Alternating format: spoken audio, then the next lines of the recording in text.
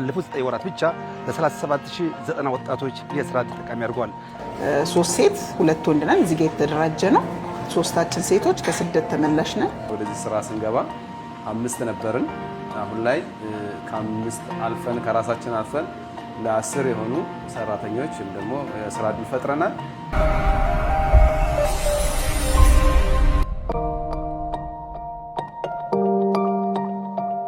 ሰላም ጤና ይስጥልን ክብራትና ክብራን ውድ የፕሮግራማችን ተከታታዮች፣ ይህን ያውቁ ኑሯል።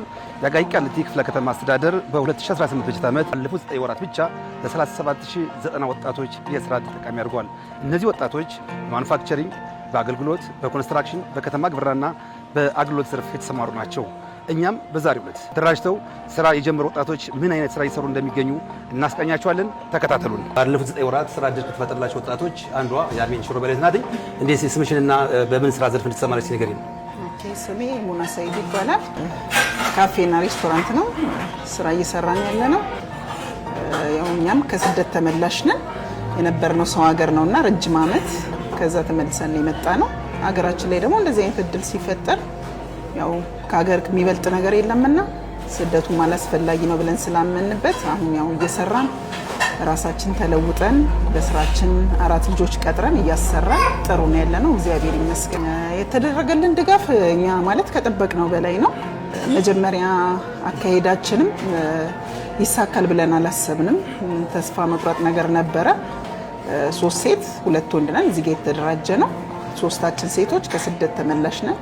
እኔ እንደውም ከአውሮፓ ምናምን ተይዤ ነው የመጣሁትና ከግሪክ ታሰሬ ማለት ነው። ስለዚህ ጥሩ ነገር ነው ያደረጉልን ድጋፍ፣ ሁሉ ነገር በጣም መልካም አስተዳደር እንደውም ያየነው እነሱ ጋር ነው ማለት ይቻላል። እሺ፣ ስሜ ዳዊት ሁሉ ይባላል።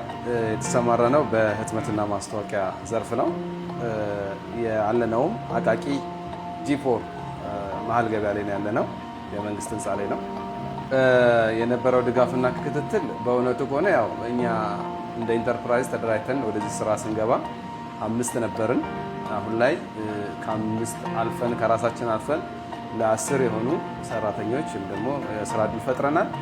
ከዛም በዘለለ ደግሞ በመንግስት በኩል የሚደረጉ ማንኛውም ድጋፎች እንደ ማንኛውም ዜጋ ተደርጎልናል ማለት ነው። ለምሳሌ የነበረን መጀመሪያ ስንገባ 34 ካሬ ነበረ መስሪያ ቦታችን።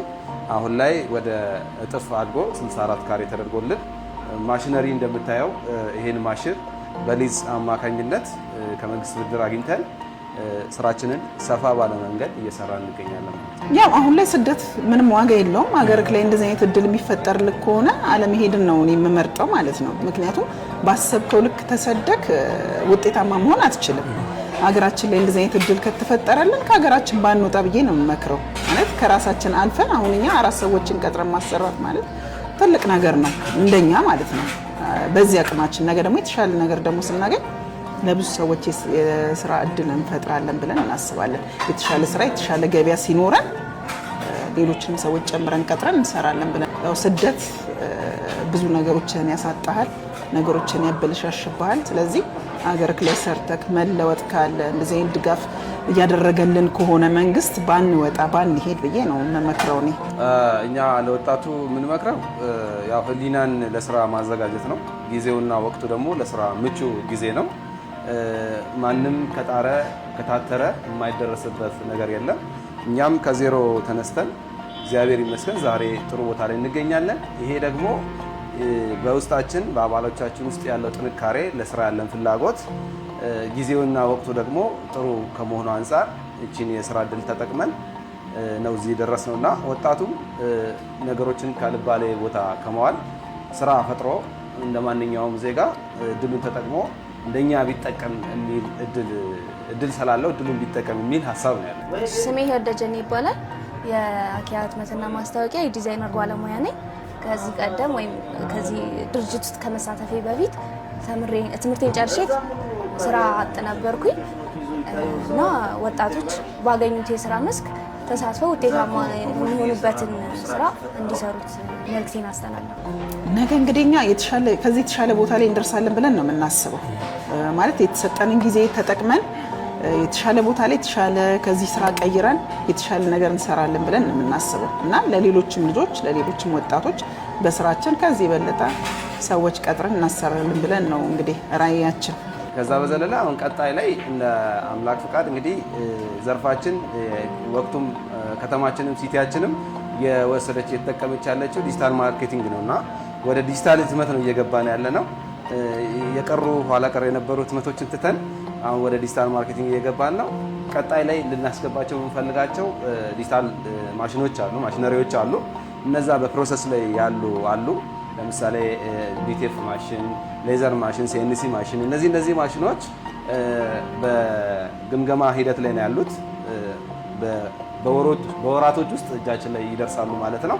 አብዛኛው ሂደቶች አልቀዋል። ፕሮፖዛል ጸድቆልናል።